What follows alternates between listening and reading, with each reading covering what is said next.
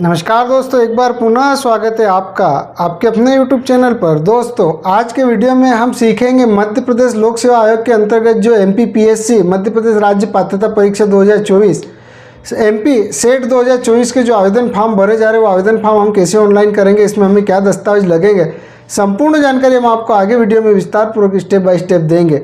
तो दोस्तों, वीडियो शुरू करने से पहले यदि आप हमारे चैनल पर नए तो हमारे चैनल को सब्सक्राइब करें, बेल आइकन को जरूर दबाएं, जिससे हमारे आने वाले वीडियो के नोटिफिकेशन आपको समय समय पर मिलते रहे। चलिए दोस्तों, वीडियो शुरू करते हैं। तो दोस्तों, मध्य प्रदेश लोक सेवा आयोग के अंतर्गत मध्य प्रदेश राज्य पात्रता परीक्षा यानी कि MP सेट 2024 के जो आवेदन फॉर्म भरे जा रहे हैं वो आवेदन फॉर्म भरने के लिए सबसे पहले हमें MP ऑनलाइन के जो MPPSC वाला पोर्टल है उस पर आना है। ये वाले पोर्टल की लिंक हम वीडियो के डिस्क्रिप्शन में दे देंगे, जहाँ से आप डायरेक्ट ये वाले पोर्टल पर आकर आप अपना आवेदन फॉर्म फिल कर सकते हैं। यह वाले पोर्टल पर आने के बाद में सबसे पहले आपको लॉगिन पर क्लिक करना है और यहाँ से आपको आपका MP ऑनलाइन का जो भी यूज़र ID पासवर्ड है वो देकर आप अपना MP ऑनलाइन का कियोस्क लॉगिन कर ले। जैसे आप अपना MP ऑनलाइन का कियोस्क लॉगिन कर लोगे उसके बाद में दोस्तों पुनः कुछ इस तरीके से आपको डैशबोर्ड दिखेगा। तो आपको सिंपल से सबसे पहले मध्य प्रदेश राज्य पात्रता परीक्षा 2024 यहाँ की जो अंतिम दिनांक है दोस्तों 20 अप्रैल 2024 है और इसके आवेदन 21 मार्च 2024 यानी कि एक महीने तक इसके आवेदन चलेंगे। तो यहाँ पर जो एक्शन के नीचे अप्लाई आवेदन करेगा जो ऑप्शन दिख रहा है यहाँ पर हमें सिंपल से क्लिक करना है। जैसे आप आवेदन करे वाले ऑप्शन पर क्लिक करोगे तो कुछ इस तरीके से आपको पुनः डैशबोर्ड दिखेगा। यहाँ घोषणा पत्र पर हमें क्लिक करना है और उसके बाद में यहाँ पर जो विज्ञापन क्रमांक लिखा है 01 सेट परीक्षा 2024 15/3/2024 तो ये वाली लिंक पर आपको क्लिक करना है। जब तक ये वाली लिंक पर आवेदन आप क्लिक नहीं करोगे तब तक आप आवेदन नहीं कर सकते। जैसे ये वाली लिंक पर क्लिक करोगे तो इसकी जो नियम पुस्तिका वो खुलकर आ जाएगी। तो ये नियम पुस्तिका भी हम वीडियो के डिस्क्रिप्शन में दे देंगे ताकि आप ये नियम पुस्तिका भी पढ़ लें। उसके बाद में पुनः ये डैशबोर्ड पे आना है और स्क्रॉल करके नीचे आना और सिंपल से आई एक्सेप्ट पे हमें क्लिक करना है। जैसे हम आई एक्सेप्ट पे क्लिक करेंगे तो कुछ समय लेगा और कुछ इस तरीके से एक आवेदन फॉर्म खुलकर सामने आएगा। तो यहाँ पर राज्य पात्रता परीक्षा के विषय का विवरण। तो सबसे पहले राज्य पात्रता परीक्षा हेतु ऐच्छिक विषय का चयन कर लेना। तो आप कौन से विषय में राज्य पात्रता परीक्षा देना चाहते हैं उसका आपको चयन कर लेना है। तो जिस भी सब्जेक्ट यहाँ पर सब्जेक्ट खुलकर आ रहे हैं इनमें से आपने जो भी ग्रेजुएशन पोस्ट ग्रेजुएशन कर रखा है उसको आपको चयन कर लेना है। उसके बाद में स्नातकोत्तर विषय आपका क्या है तो आपको उसको सिलेक्ट कर लेना है। तो जैसे आप सिलेक्ट करोगे उसके अनुसार यहाँ पर ऑप्शन खुलकर आएंगे वो यहाँ पर आपको सिलेक्ट कर लेना है। तो जो भी है वो आपको उचित लगे वो आप यानी कि जो स्नातकोत्तर आपने जिस विषय से कर रखा है वो विषय चयन कर ले। यदि ये लिस्ट में जो विषय और इसमें आपका विषय नहीं है तो आपको दोस्तों ये आवेदन नहीं फिल कर पाओगे। उसके बाद में क्या अभ्यर्थी ने आवेदन तिथि के पूर्व UGC नेट यदि आपने कर रखा है नेट स्लेट कर रखा है तो यस को सिलेक्ट करें, अन्यथा आपने पहले नहीं कर रखा है तो नो को सिलेक्ट करना है। उसके बाद में यहाँ पर कुछ नोट है ये भी आप पढ़ लें। उसके बाद में न्यूनतम शैक्षणिक योग्यता। तो जैसे आप इस पर क्लिक करोगे तो क्या अभ्यर्थी संबंधित विषय में स्नातकोत्तर परीक्षा उत्तीर्ण है या अंतिम वर्ष में अध्ययनरत है तो जो भी है उसका आपको चयन कर लेना है। यदि आप उत्तीर्ण हैं तो यहाँ पर आपका आ जाएगा और यहाँ पर आपको अपने परीक्षा के जो अंक है स्नातकोत्तर के वो देना रहेगा और नहीं है तो आपको जो है रनिंग वाला ऑप्शन फिल करना है। तो जो भी आप पर उचित लगे वो उसको सिलेक्ट कर ले, जैसा भी आपकी डिग्री वो सिलेक्ट कर ले। उसके बाद में क्या आपने PhD उपाधिधारी के यदि PhD कर रखे तो यस को सिलेक्ट करें, अन्यथा नो को सिलेक्ट करें। यदि हाँ को तो हाँ तो क्या स्नातकोत्तर परीक्षा 19 सितंबर 1991 पूर्व हो चुकी है तो नहीं है तो नो को सिलेक्ट करें। उसके बाद में व्यक्तिगत विवरण में जो भी आवेदक का नाम है वो नाम दे, मध्यम नाम यदि है तो वो दे अन्यथा छोड़ दे, लास्ट नेम है तो दे अन्यथा छोड़ दे। उसके बाद में जेंडर का चयन कर लेना है। जेंडर का चयन करने के बाद में अभ्यर्थी की जन्म तिथि जो भी है वो जन्म तिथि यहाँ पर आप सिलेक्ट कर ले।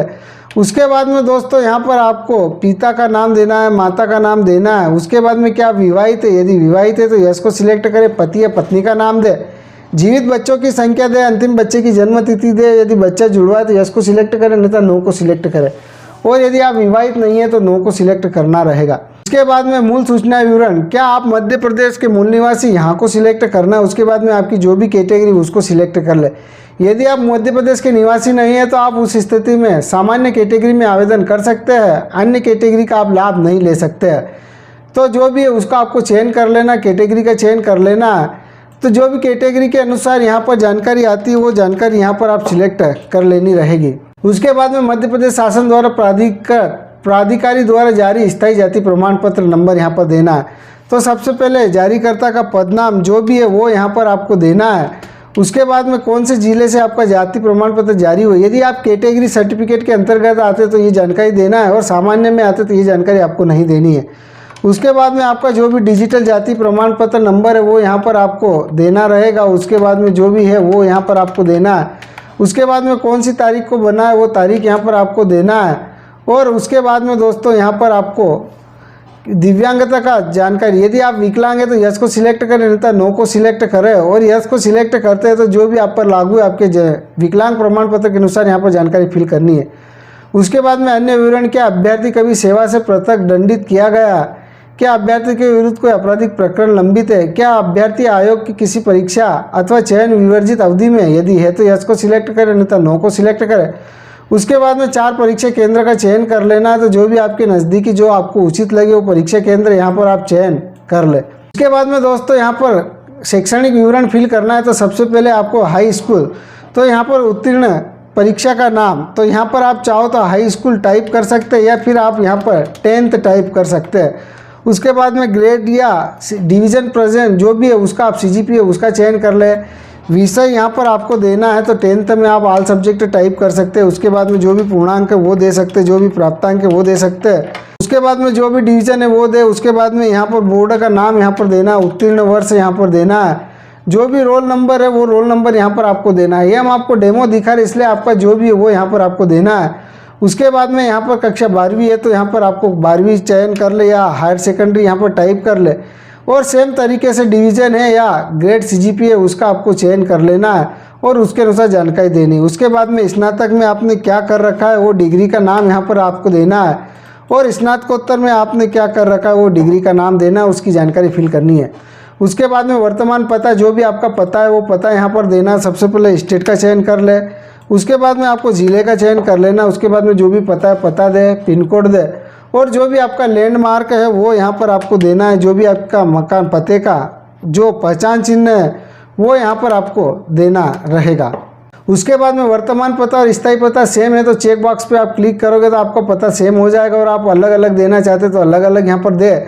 उसके बाद में आवेदक की फ़ोटो 20 से 100 KB के बीच में यहाँ पर स्कैन कर अपलोड करना है, इधर सिग्नेचर अपलोड करना है। उसके बाद में जो भी मोबाइल नंबर है मोबाइल नंबर दे, ईमेल ID दे, घोषणा पत्र पर क्लिक करना है और सिंपल से कैप्चा कोड देकर आपको नेक्स्ट पर क्लिक करना है। नेक्स्ट पर क्लिक करने से पहले दोस्तों आपको ये जानकारी अच्छे से मिलान कर लेना, अच्छे से वेरीफाई कर लेना। उसके बाद में आपको नेक्स्ट पर क्लिक करना है। जैसे आप नेक्स्ट पर क्लिक करोगे उसके बाद में दोस्तों आपका आवेदन सबमिट हो जाएगा। उसके बाद में आपका एक एप्लीकेशन नंबर प्राप्त होगा। एप्लीकेशन नंबर किसी कागज़ पर नोट कर ले, उसको कॉपी करके सुरक्षित रख ले, और उसके बाद में स्क्रॉल कर जैसे आप नीचे आओगे तो यहाँ पर आपका आवेदन शुल्क, पोर्टल शुल्क और टोटल शुल्क यहाँ पर कुछ इस तरीके से शो होगा। तो सिंपल से प्रोसेस टू पेमेंट वाले ऑप्शन पर क्लिक करना है, और यदि आप MP ऑनलाइन कियोस्क के संचालक है तो अपनी MP ऑनलाइन के यूज़र ID पासवर्ड से इसका पेमेंट भुगतान कर ले। और यदि आपके पास MP ऑनलाइन नहीं है तो आप net banking, debit card, credit card जिससे भी इसका पेमेंट भुगतान करना चाहते हैं इसका पेमेंट भुगतान कर ले। पेमेंट भुगतान करने के बाद में जो रिसिप्ट आपको प्राप्त होगी सुरक्षित संभाल कर अपने पास रख लेनी है। साथ ही दोस्तों जब तक आप इसका पेमेंट भुगतान नहीं करोगे तब तक आपका एडमिट कार्ड जारी नहीं किया जाएगा। इसलिए आप इसका रसीद को अच्छे से मिलान कर ले। उसमें आपका अनपेड लिखा हुआ आ रहा है कि यहाँ पर पेड लिखा हुआ आ रहा है। यदि अनपेड है और आपका पेमेंट भुगतान नहीं हुआ है तो आपका आवेदन रिजेक्ट हो जाएगा, और यदि आपने पेमेंट कर दिया तो यहाँ पर पेड लिखा हुआ आएगा। वो रसीद आपको सुरक्षित संभाल कर अपने पास रख लेनी है, और उसके बाद में जब इसकी एग्ज़ाम होगी तो जो एडमिट कार्ड है इसी रिसिप्ट के माध्यम से आपको प्राप्त होगी। तो दोस्तों इस तरीके से मध्य प्रदेश राज्य पात्रता परीक्षा 2024 यानी कि सेट 2024 के जो आवेदन फॉर्म भरे जा रहे हैं वो आवेदन फॉर्म आपको इस तरीके से ऑनलाइन करना है, और आवेदन करने के बाद में जो रिसिप्ट आपको प्राप्त होगी सुरक्षित संभाल कर अपने पास रख लेनी है। तो दोस्तों हमारा वीडियो आपको कैसा लगा हमें कमेंट्स करके जरूर बताना। हम किसी भी प्रकार की दिक्कत हो तो हमें कमेंट्स करना, हम आपकी सहायता करने की पूरी कोशिश करेंगे। और यदि आप हमारे चैनल पर नए तो हमारे चैनल को अधिक से अधिक सब्सक्राइब करना, शेयर करना, लाइक करना और हमें सपोर्ट करना। तो दोस्तों इस वीडियो में इतना ही, मिलते हैं अगले वीडियो में कुछ नए के साथ। तब तक के लिए जय हिंद, वंदे मातरम।